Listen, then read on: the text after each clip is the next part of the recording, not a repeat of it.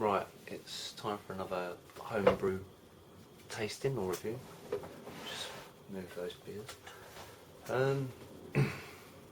Gonna do Hanworth Homebrew's IPA tonight.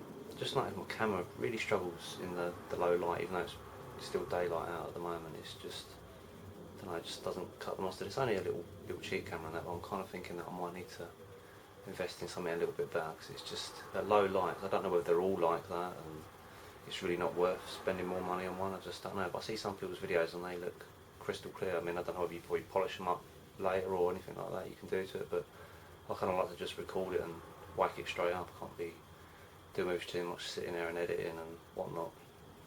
But anyway, it's going to crack this beer open. It's been in the fridge since this morning.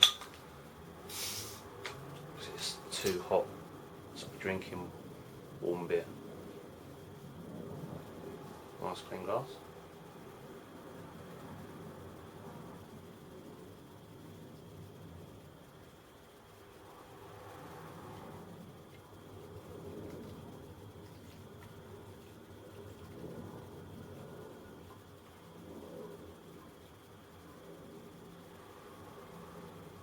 I must admit I'm looking forward to this, because I haven't got anything like this in my own stock at the moment. Very hoppy. You can already smell it straight on the nose. Lovely colour. It is clear, though you probably can't pick it up on this camera. Right, I'm just going to give it a go.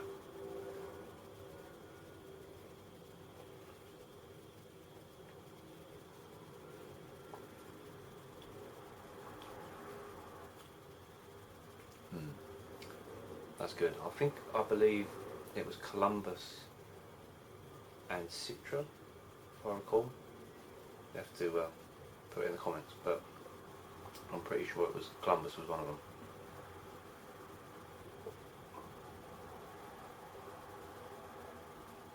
That is one of my favourite hops, I think, other than Amarillo. Everyone loves Amarillo.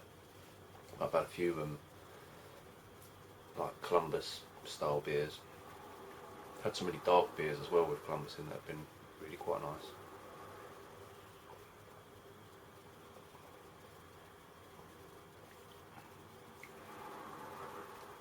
But that is perfect. I think Darren said originally it was really quite hoppy to start off with, but I'd say that's just right for me. Definitely one you could drink a few of, rather than some of the really overly hoppy ones that you could only have a little bottle of, or one pint that night kind of thing. But it's kind of like something that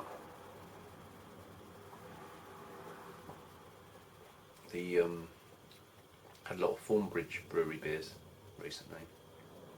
Like they do Jaipur, they had Black Swan. Some of them had some really odd names I can't recall right now. I should have a list in front of me of all the ones I had, but it's very much something like that. And the mouthfeel is excellent on this. There's no doubting that's an all-grain beer. You would never say that was a kit.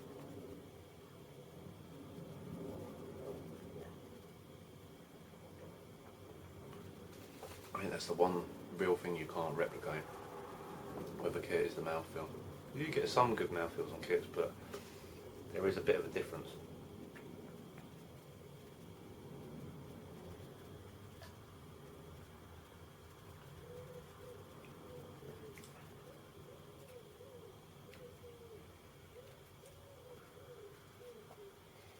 Oh, that's lovely, Lisa.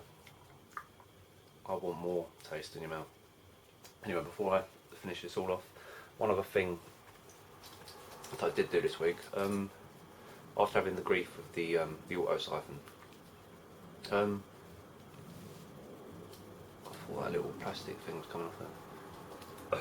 I've never had problems with it before, other than the nightmare I had with it the previous week. I mean, I've used it when I've been racking off where I've dry hopped before and things like that, and a couple of people like Tiny and that suggested putting the hops in like a sock or a stocking and things like that, which is quite good, I have to admit.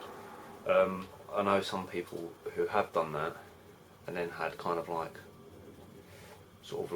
dead spots, if you like, in the beer where the hops haven't quite sort of hopped the whole of the beer, if you like. That little sock has just sat in one place and only done part of it. So some of the beers have come out hoppy, some had not so much, and etc. etc.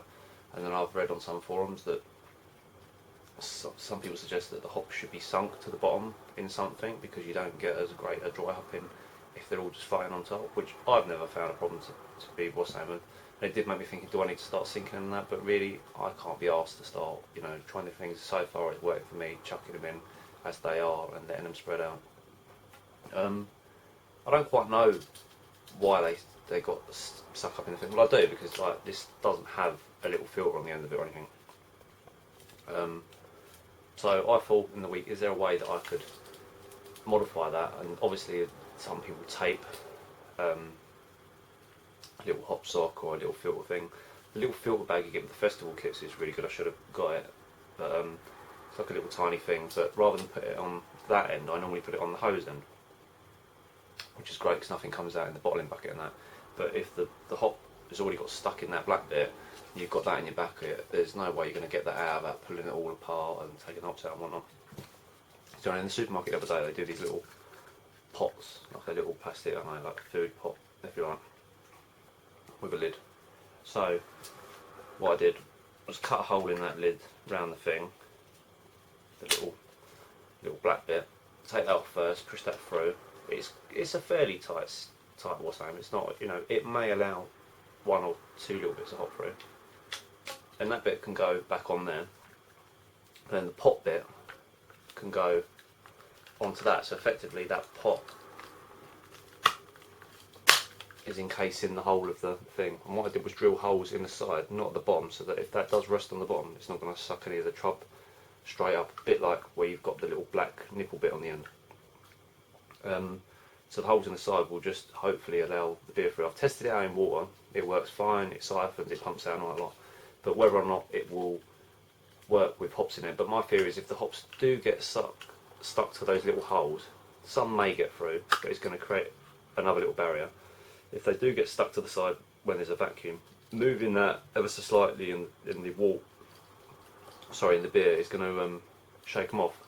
But once the hops have already got into that black bit without something like that, they're stuck in there, kind of thing. So I'm going to give that a try. And that little pot, I bought 2 of them for 50p. So if that works, then it's a worthwhile modification and that. And it's plastic, so it can be sterilised, and it's not permanent. I haven't damaged the auto siphon or anything like that. So I'm willing to give that a go to see if it works out better, because I do a lot of dry hopping and that, and I just don't feel like containing my hops in a bag and that. I feel that hops should be free to run wild in the beer, not be contained in some stocking of some sort. But anyway, we'll give that a go, and I'll let you know. On the subject of beer, I haven't really got a lot to talk about this week. That's why I didn't do a Homebrew Wednesday video.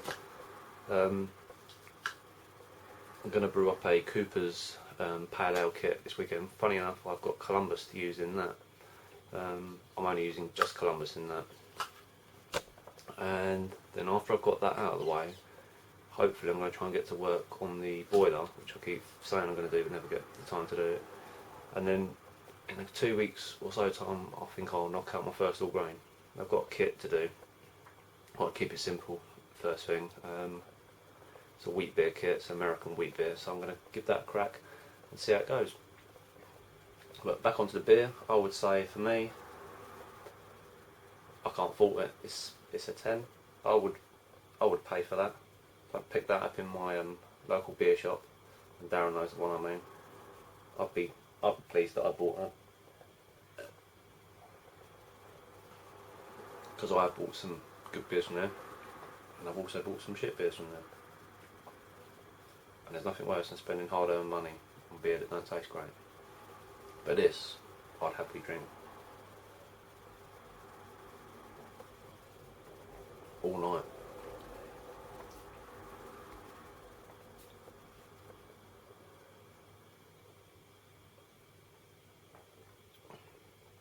In fact, I think I may need to get another bottle.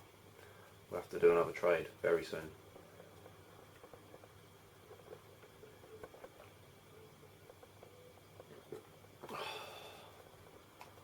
Yummy. Thanks everyone.